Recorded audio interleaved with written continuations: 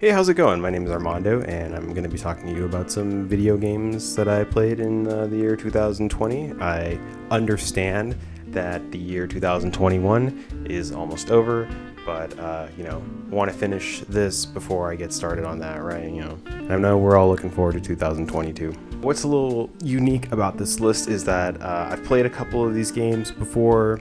They're not necessarily games that have come out in, up to 2020. It's more just like games that I revisited and I went back to and kind of just like explored. And of course, some new games are going to be on here as well, and some that I haven't, I've heard about for a while, but I finally took the chance and played. I kind of want to keep this short and sweet, partially because so much has already been said about these games, but also because my battery on my camera is dying.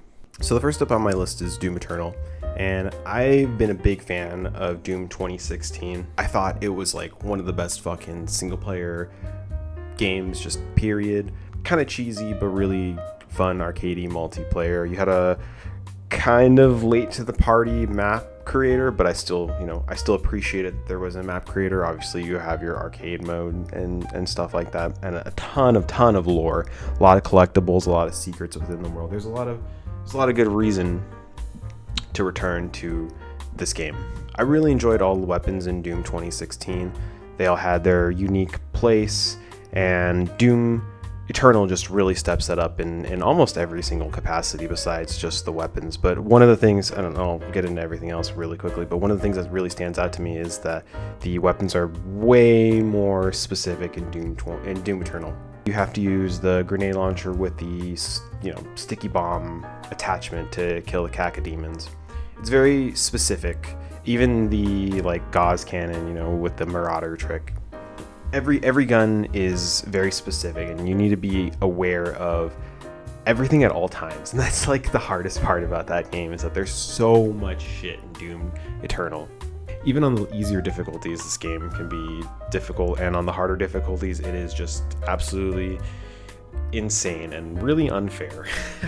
No multiplayer. Well, I mean, there is, but it's really, really weak. I think this multiplayer would have benefited if it was, and hear me out on this, instead of 1v2, it was 2v4. It allows for 2 stacks to actually play the fucking game, right? 2 versus 2 and 2. It just makes sense. Story-wise, who gives a shit? The story just doesn't make any fucking sense, and cool if you're into that.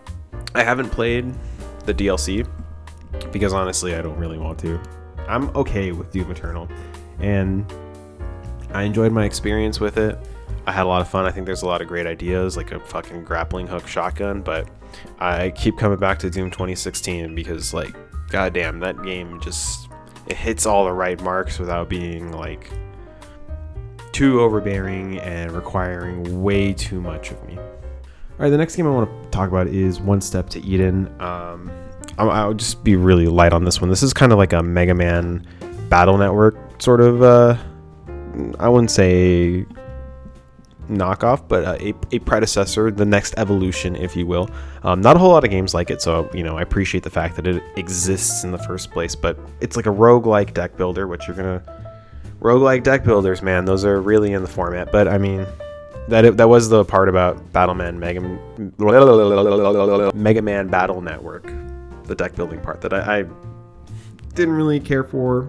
I don't really care for it in this, but I do really like the combat. Some of the heroes that you unlock along the way are definitely weaker than a lot of the rest, but overall, just have a blast playing the first couple of characters, and it's all gravy, baby. It is very hard, though. I will point that out. I haven't completed it yet, but I'm in the process of it, and that is Advanced Wars, the original Advanced Wars on the Game Boy Advanced. Well, one, I feel like a sucker for buying it for the price that I did, thinking that, man, Nintendo will never remake this game, and lo and behold, they went and did a Advanced Wars 1 and 2 remake coming out. But I want to enjoy my first experience with Advanced Wars. So what do I think of it? Well, for starters, it's amazing that there's this much depth in a fucking Game Boy Advance game. Most of the time, There's not a whole lot going on in those Game Boy Advance games. I'll just put this out there that I'm not a huge fan of the Fire Emblem franchise because I feel like your units are very, very important. They're very specific. You can't really make big plays with your characters because you want to protect them at all costs. With Advance Wars, you can be a little bit more ballsy, a little bit more creative with how you want to plan your attacks out. I like that there's still a sort of coin flip element with percentages and whatnot. So there's a lot of interesting stuff going on there. I will say missiles are definitely fucking good. 100%, very good. Next up is another turn-based tactical game that I tried. I kind of stopped playing this one mostly because I had other things that I was more interested in, and that is Gears Tactics. I really like XCOM. I think that game has a lot of bullshit in it. 100%. That game has so much bullshit in it. Actually, I take it back. 100% it doesn't have bullshit in it. It has 99% bullshit. And of course you get the 1% every time. So I guess what's different about this game? Well, not a whole lot. It's basically XCOM without like a specific grid per se. What I will say about it is that it has this really unique mechanic where if you kill a unit with an execution, whereas like you move your unit next to that unit and you execute them, everybody else on your team gets an extra bonus point. So you can really create some really swing turns in certain parts of the game where you just like down 3 guys with like 2 units. You give your 1 unit in there to execute one, you give the other 2 bonus moves to go in there, execute the other one, who gives now this dude now has 2 moves and he's able to go out and just like pick off one last enemy that maybe was looking at one of your other guys. So I do really like that advantage, that perspective. Boss fights are stupid. That's probably the worst part about that game. One of the also really great mechanics that I enjoy about the game are the emergence holes, which are basically like the hole spawns in the middle of the floor. You get a 1-turn warning, and enemies pop out unless you're able to successfully throw a grenade into the well. Sometimes if you're not able to get a dude over there, or you realize, oh fuck, I have the wrong type of grenade, you will get fucked 100% of the time. The other really nice thing I like about it is that the skill tree is very diverse, very large. There's a lot of different perks that you can use to create your own character, so you can really play this game however the fuck you want. So in that regard, sure, I like it. Not enough to return to it though. I guess I have to talk about this. I played Valorant.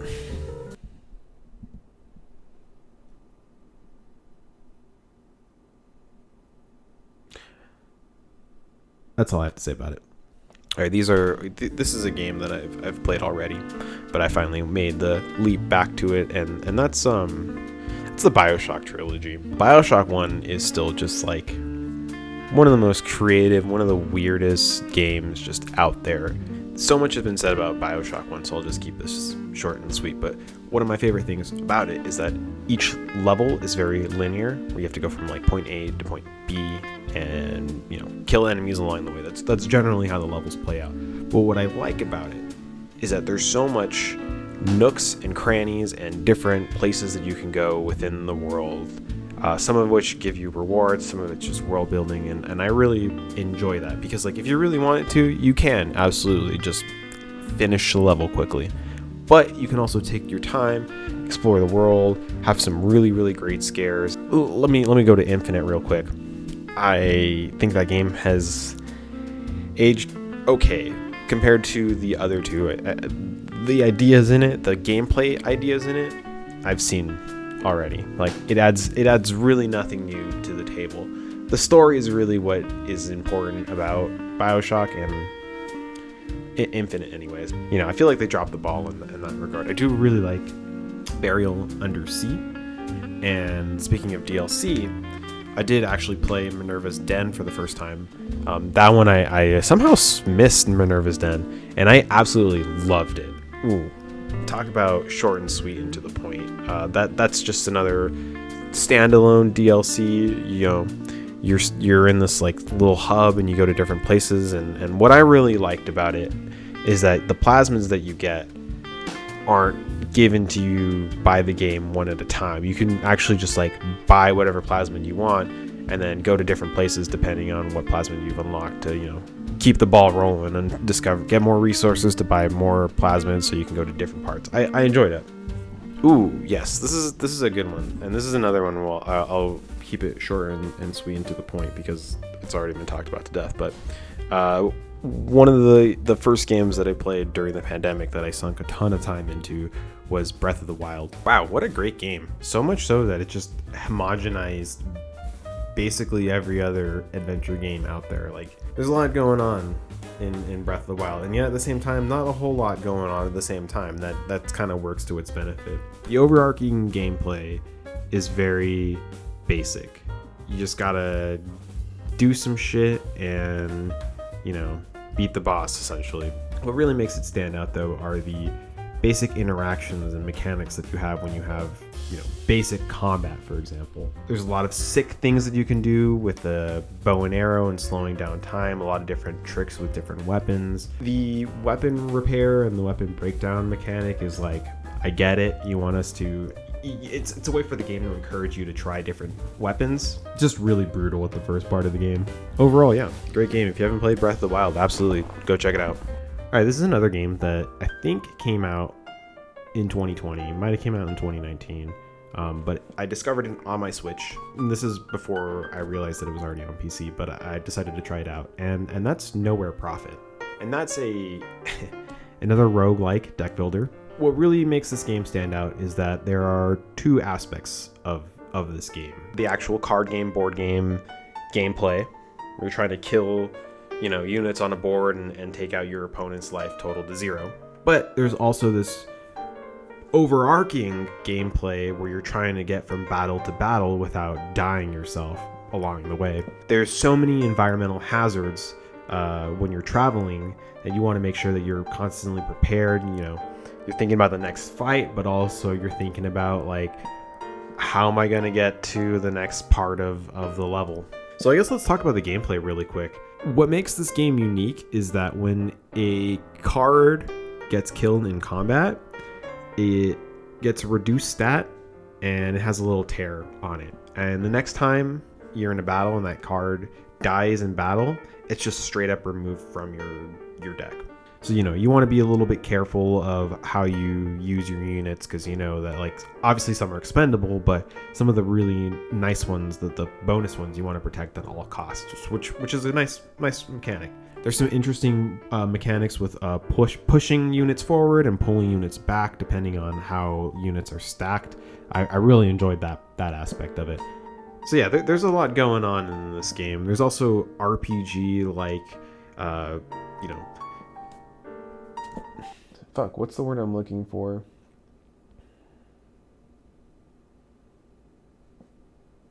Dialogue trees. Holy crap. There's so many dialogue trees. Absolutely. Dialogue trees. But yeah, there's a lot of different choices that you can make within your dialogue trees to either make you gain points or maybe have, like, specific, you know, checks on how many points you have and whatnot. So overall, it's a great game. Go check it out. It's on Game Pass too if you have Game Pass. Yeah. All right, so the next game I want to talk about, I think is I need to mention another game that I'm going to talk about on this list. So we're going to talk about two games here, and they're both Cyberpunk themed. The first one is, of course, Cyberpunk 2077 that came out. I guess it's still coming out. The other game, of course, is Deus Ex Human Revolution, which came out in, like, I want to say like 2013 or something like that. So it's been out. It's been out for a while, but man, I returned back to that game before Cyberpunk came out because I was like, I want to get a Cyberpunk fix. I want to get something. I want that pulsing dark synth wave. I want to shoot dudes. I want to look badass. I want to not ask for this. And honestly, that game has aged extremely well. You got your individual levels where you have to get from point A to point B, but the way that you do it is, like, very, very diverse, right? You can just shoot your way across through the level and just, like, probably die a couple times, or you can try to sneak your way through certain vents and certain specific ladders, and, you know, specific abilities allow you to get to certain places that you may not be able to. It really rewards exploration and how you want to character build. Meanwhile, in between these linear levels, you're bookmarking these really, really beautiful, maybe beautiful is not the right word, but very, very creative and very, very deep in lore open world levels. Obviously, there's objectives that you need to complete in these open world, but you can kind of just take your time and explore parts of the city depending on which city you're at, and just like really take in just how depressing and how depraved like this world has become. The only thing I gotta say about that game is that the boss fights, they're ass. Absolutely garbage.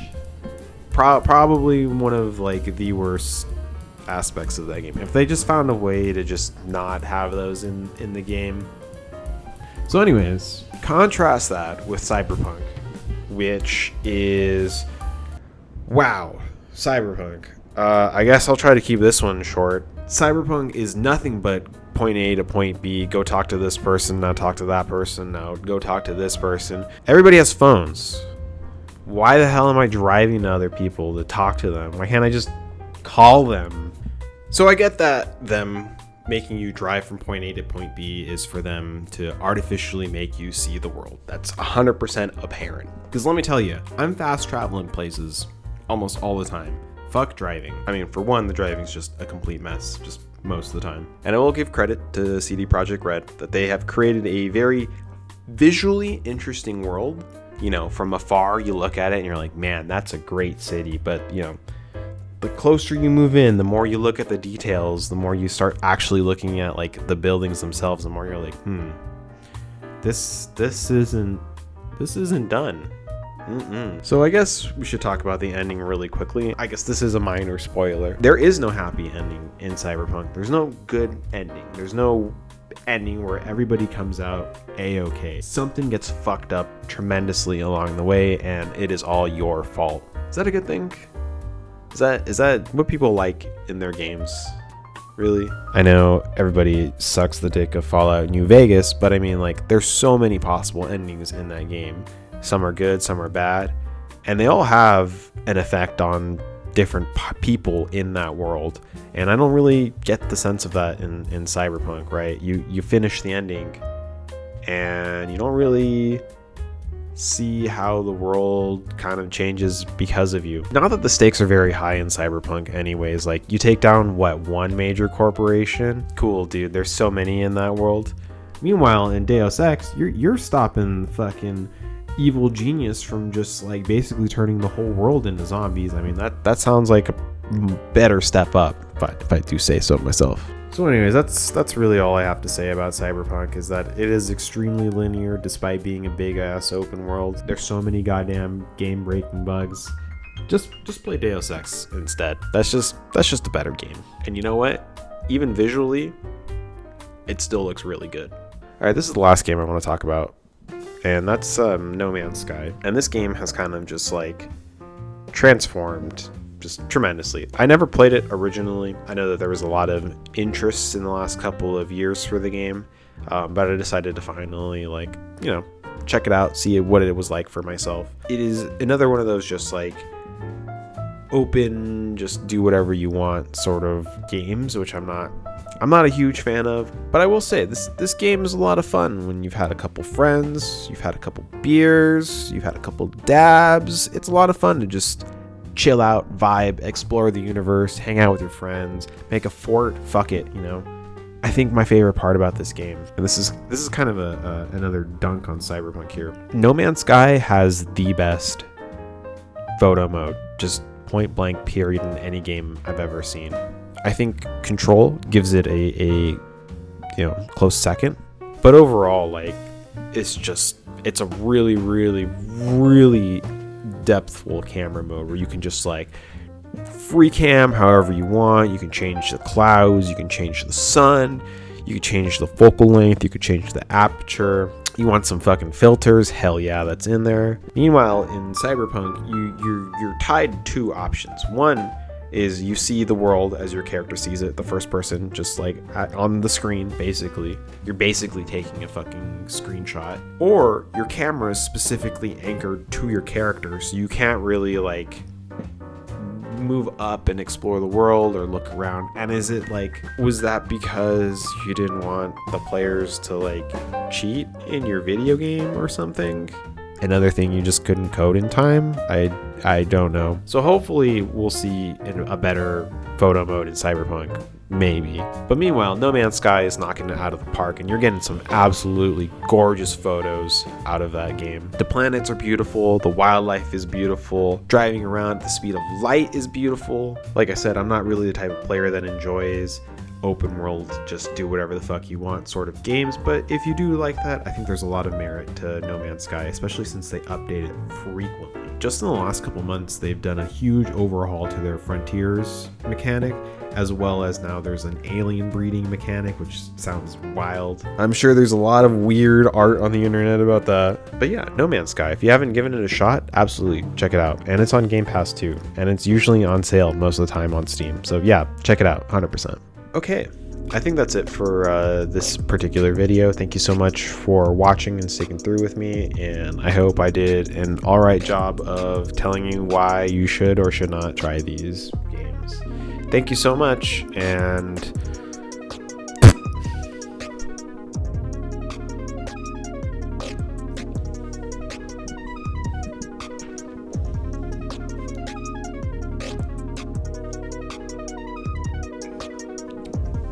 thought